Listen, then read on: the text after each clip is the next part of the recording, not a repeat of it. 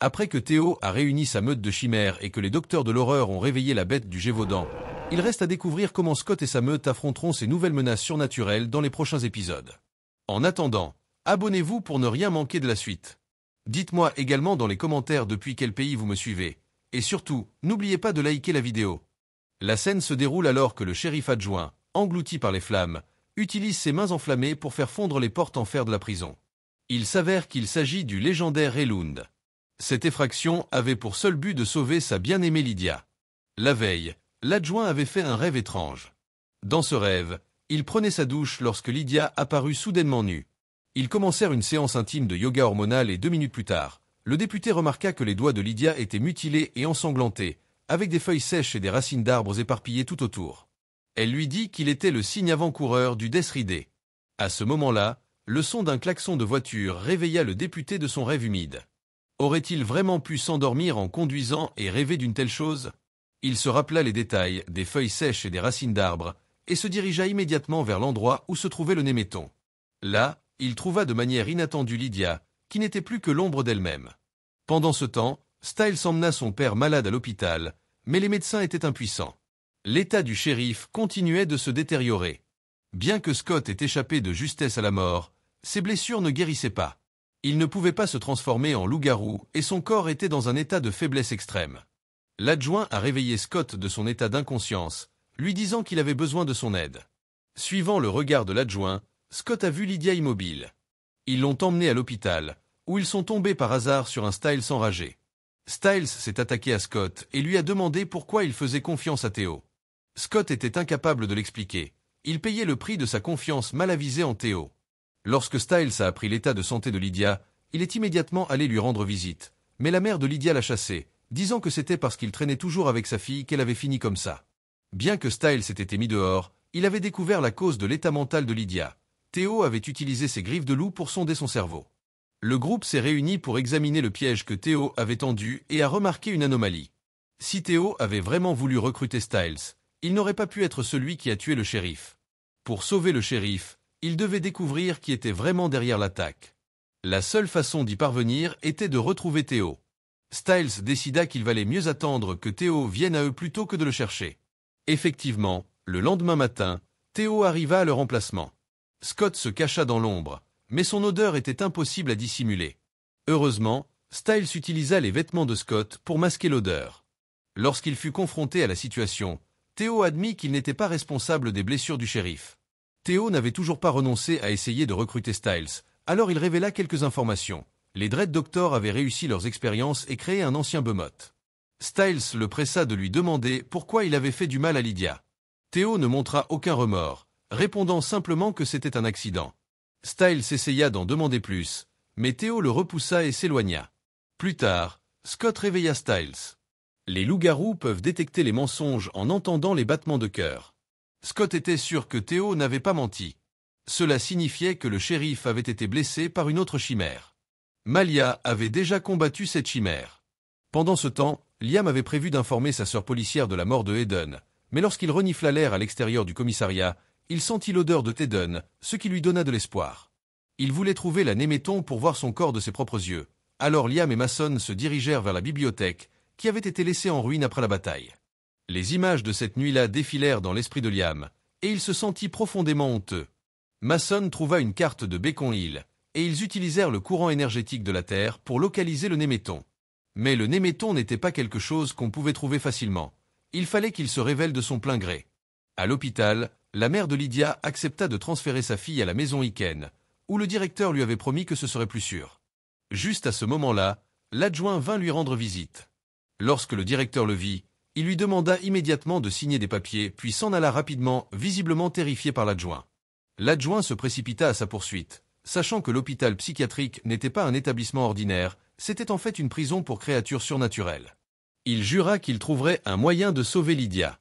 Une fois dans sa voiture, le réalisateur a révélé sa véritable forme. Il s'agissait du monstre à 3 yeux, le docteur Valak. Après s'être échappé de prison, Valak avait pris le contrôle de la maison Iken. Comme Scott ne pouvait pas se transformer en loup-garou, il appela Malia à l'aide. Ils suivirent l'odeur de la chimère jusqu'à une usine d'eau abandonnée. Sur le chemin, Stiles et Malia parlèrent à peine, alors Scott demanda ce qui se passait. Il s'avéra que sa petite amie et son meilleur ami avaient rompu avec lui, et Scott eut de la peine pour lui. Pendant ce temps, Mason et Liam avaient localisé l'endroit sur la carte, mais n'avaient trouvé aucun signe du néméton. Puis, avec un éclair de perspicacité, Mason réalisa que puisque le néméton était un phare pour les créatures surnaturelles, eux seuls pouvaient le voir. Grâce à sa vision de loup-garou, Liam l'a finalement repéré et, à sa grande surprise, Mason pouvait également voir le néméton. C'était un indice important. Ils ont compté les corps à proximité et ont trouvé 4 disparus, dont la petite amie de Liam, Eden. Alors qu'ils s'apprêtaient à contacter leurs alliés, la police encercla soudainement la zone. C'était Eden qui les avait appelés, même si elle était déjà tombée sous le contrôle de Théo. Ailleurs, ils trouvèrent tous les 3 la chimère, qui se cachait des Dread Doctors. Au moment critique, le chasseur de loup-garou Chris est arrivé pour aider. Sous sa puissance de feu, le groupe a réussi à s'échapper. Alors que Styles poursuivait la chimère, il s'est rendu compte qu'une partie de son couteau en os manquait. Il a rapidement informé Melissa que c'était la raison pour laquelle l'état du shérif s'était aggravé. Le morceau manquant du couteau était logé à l'intérieur de lui. Après l'opération, ils ont réussi à sauver la vie du shérif, mais la chimère a finalement été détruite. Plus tard, Théo a emmené Eden à l'usine d'eau, où ils ont trouvé les symboles que Scott avait laissés derrière lui. Contrairement au symbole du vortex tourbillonnant représentant la vengeance, celui-ci était un signal pour rassembler le paquet de Scott. Après que Lydia ait été enfermée à Ikenaos, son état s'est progressivement amélioré. Le docteur Valak l'a interrogé sans relâche sur les événements impliquant Scott et les autres. Pour améliorer les capacités de Banshee de Lydia, il a percé un trou dans son crâne pour l'aérer, la laissant avec une sensation étrangement rafraîchie. Lydia, bien sûr, avait vu un secret concernant Théo. Théo avait intentionnellement tué sa sœur aînée pour lui transplanter le cœur. Il avait participé aux expériences des Dread Doctors depuis son enfance. L'ancien behemoth de la fresque était le dernier chef-d'œuvre des Dread Doctors. Même Théo ne connaissait pas sa véritable identité. Pendant ce temps, Théo menait sa meute de chimères dans la maison Iken dans le but de capturer Lydia. Lorsqu'ils virent le trou dans sa tête, ils altèrent de surprise. Théo était sur le point de prendre Lydia, mais juste à ce moment-là, un invité inattendu arriva. Le chien de l'enfer apparut pour la première fois sous sa véritable forme. La chaleur intense qui émanait de son corps le rendait presque invincible. Une créature gigantesque, enveloppée de fumée noire et dont les yeux brillaient comme des lampes de poche, descendit. Même avec les loups-garous et les chimères faisant équipe, leur seule option était de fuir. Cette créature était l'expérience ultime des Dread Doctors, et maintenant elle s'était réveillée. Liam et Eden sautèrent d'une falaise pour échapper de justesse à sa poursuite. Le lendemain, ils partagèrent une vidéo du monstre géant avec Scott. Même à travers un écran, la présence oppressante de la créature fit battre le cœur de Scott. Ayant perdu sa capacité à se transformer et sa meute dispersée, il savait que pour faire face à cette nouvelle menace, il devait réunir sa meute. Lorsqu'il alla voir son meilleur ami, Styles, il le trouva en pleine discussion avec son père. Comprenant la situation, Scott partit discrètement. Il rechercha ensuite Malia, qui était occupée à enquêter sur les allées et venues du loup du désert.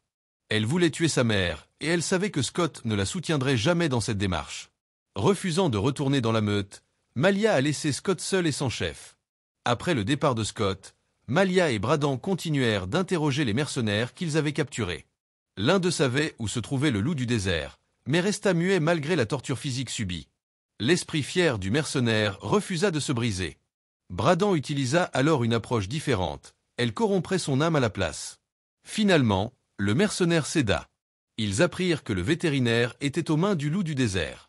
À l'hôpital psychiatrique, Lydia, dont l'esprit avait quitté son corps en raison de lésions nerveuses, entra en contact avec une autre Banshee, Meredith. Les deux communiquèrent par projection astrale, une capacité spéciale des Banshees. En tant qu'aînée expérimentée, Meredith répondit à de nombreuses questions de Lydia. Elle expliqua que l'apprentissage rapide de Lydia, y compris ses compétences de combat, faisait partie du fait d'être une Banshee, mais que le véritable pouvoir résidait dans leur capacité sonore. Meredith prévoyait d'apprendre à Lydia comment transformer ses ondes sonores en une arme. Lydia était sur le point de suivre un entraînement intense, passant du statut de soutien à celui de guerrière. Après avoir entendu parler de la bête géante, Styles se rendit immédiatement chez Scott. Tous deux enterrèrent la hachette et se dirigèrent vers la tour de signalisation pour enquêter sur les origines de la créature. En suivant une traînée de sang, ils trouvèrent une entrée souterraine, mais elle était bloquée par une armoire en fer. Scott s'efforça de toutes ses forces, mais ne parvint pas à la déplacer. C'est à ce moment-là que Styles réalisa à quel point les blessures de Scott l'avaient affecté. Ensemble, ils réussirent à déplacer l'armoire. Pendant ce temps, Liam et Mason étaient sur le point de ressusciter Corey et avaient réussi à lui soutirer des informations. Theo avait ressuscité 4 chimères, formant une meute de chimères de la mort. Liam a exhorté Mason à utiliser son charme et à soutirer plus d'informations de Corey. Cependant, Theo avait déjà trouvé Corey et, à l'aide de menaces et de promesses, avait convaincu la chimère à la volonté faible de partir avec lui.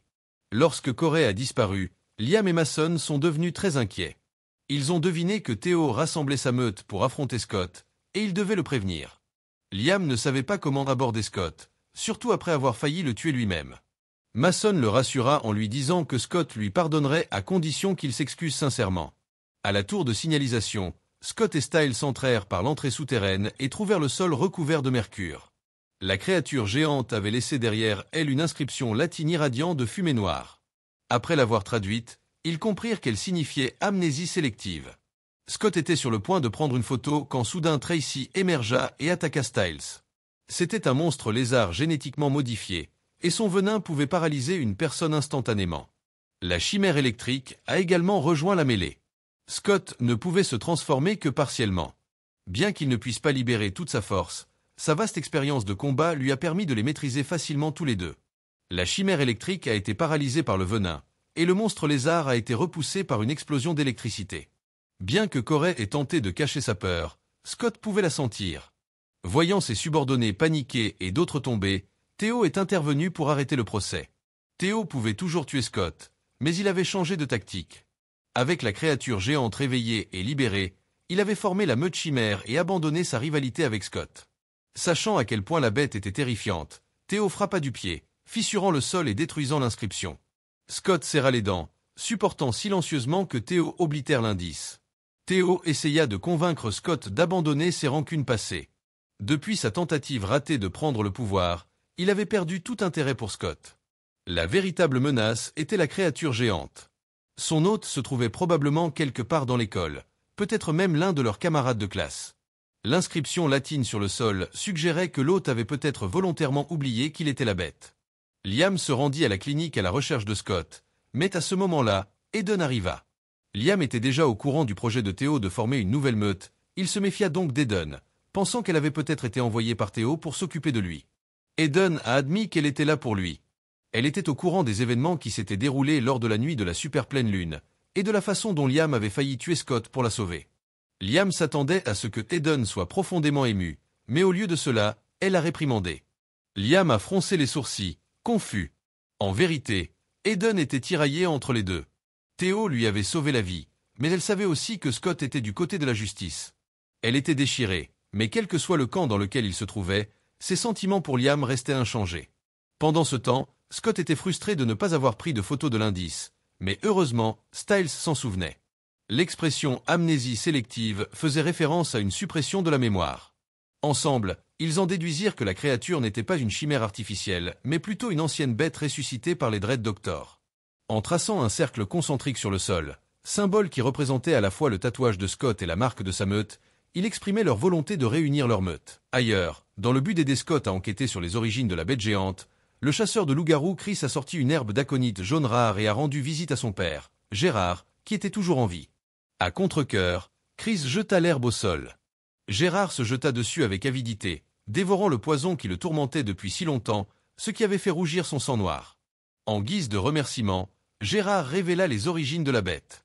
Leur famille était devenue une lignée de chasseurs précisément à cause de leur lien avec cette bête, une créature nommée Gévaudan, née pour tuer. C'était l'ancêtre de tous les loups-garous. Pendant ce temps, Kira fut emmenée par sa mère dans un désert. Du sol surgirent 3 figures indigènes. La mère les appelait les Skinwalkers. C'étaient des êtres coincés entre les humains et les créatures surnaturelles, vivant en reclus.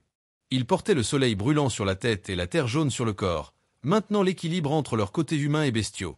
Kira avait du mal à contrôler ses pouvoirs spirituels de Kitsune, et sa mère l'a emmenée dans le désert pour obtenir de l'aide. Les 3 Skinwalkers allaient la tester. Après une bataille intense où elle en a affronté 3, Kira a perdu parce qu'elle avait trop peur de libérer ses pouvoirs sauvages de Kitsune. Les Skinwalkers ont accepté de l'aider à contrôler son démon, mais si elle échouait, elle devrait devenir l'un d'eux.